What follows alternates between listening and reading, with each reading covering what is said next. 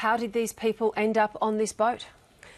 It's an extraordinary thought, isn't it? When I got to Lebanon, the sense that they had travelled so far was I found almost overwhelming. That they had set off from this part of northern Lebanon, Virginia, that you know is close to the Syrian border. So they've been living through effectively that war, a proxy war being fought in their backyard.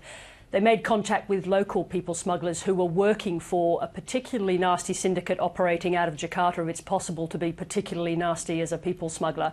But the reason why this was an unusual trip is that they were promised a cruise ship. So they parted with very large sums of money, even by smuggling standards. So somewhere in the region of upwards of $10,000 each. So that poor man you saw just now spent $80,000 in cash to take his family, he thought, on a cruise ship to Australia from Indonesia, with cabins, kitchens, toilets, everything you might have on a cruise ship. When they put them on the rickety open boat, they were told that was just to take them to the cruise ship. It's only when they were too far away to do anything about it did they tell them that that was really the boat that was going to take them to Australia.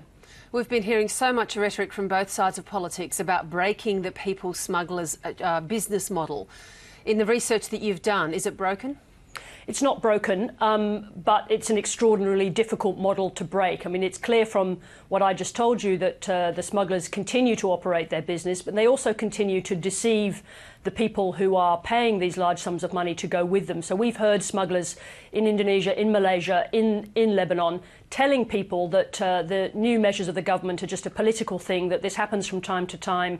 We heard a man on Friday in Malaysia, a people smuggler from the same group who sent the Lebanese, saying it's actually a good thing to go to Nauru right now because the Australian government is putting people through very quickly. 7 months you'll get permanent residence and citizenship in Australia. So no, the model is certainly not broken. It's having some effect, but this is a very tough group of people to break. As part of your investigation, you've also found that people smugglers are offering asylum seekers passports and Australian visas for entry to Australia by plane. Where are these passports coming from, and are they legitimate? That's the question. They tell the customers that they are legitimate. They swear blind that these are genuine Australian visas inside passports that are coming from the Gulf. Now, they told people, and again, we had our team with a people smuggler on Friday in Malaysia. He told people that he had actually got the visas originally from the Australian embassy in Thailand. There'd been a problem with that particular person, that supplier, because he'd been killed, and that they were now sourcing their visas and passports from the Gulf. So the passports, according to them, are Bahraini or from Oman, Kuwait, other countries in the Gulf, containing genuine Australian visas. Now, we weren't able to buy a passport from this man, so we can't tell whether or not the visas are forged, what exactly they are. But there are people who've come to Australia using these passports and visas. The numbers of Lebanese applying for asylum at Australian airports, for example, the same group of people targeted by the man who sent that boat. Numbers have gone up from 180 odd to 370 in the last year. So we know that this is starting to creep up as a new method for the smugglers to get round the Australian system. And so that method creeping up, as you say, but also given what you're saying this morning, and also the extensive reporting that you've done on this issue over a long period of time, the people smuggling has spread. I mean, it's not just focused and localised now in certain areas that we know about in Jakarta, in Indonesia, and perhaps even in places like Sri Lanka. It's in places that Australia can't necessarily reach to.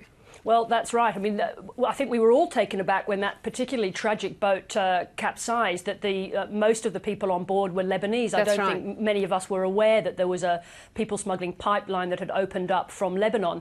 But what's happening is the smugglers, remembering also, Virginia, that they're making an incredible amount of money, huge amounts of cash, and so they will look for any opportunity they can. And as soon as the Australian government tries to shut down one particular pipeline, they'll move very, very fast to another. And they've got a huge network of people running from the Middle East, from Iraq, Afghanistan, Iran, into the Asian smuggling hubs of Kuala Lumpur and Indonesia, and of course, as we know, the smuggling hubs inside our own country, inside the suburbs of Australia's cities. Yeah, which indeed is an area that you've reported on extensively as well. And given that experience, Sarah, and just finally this morning, given the mantra and the rhetoric is to stop the boats, do these boats to you seem stoppable?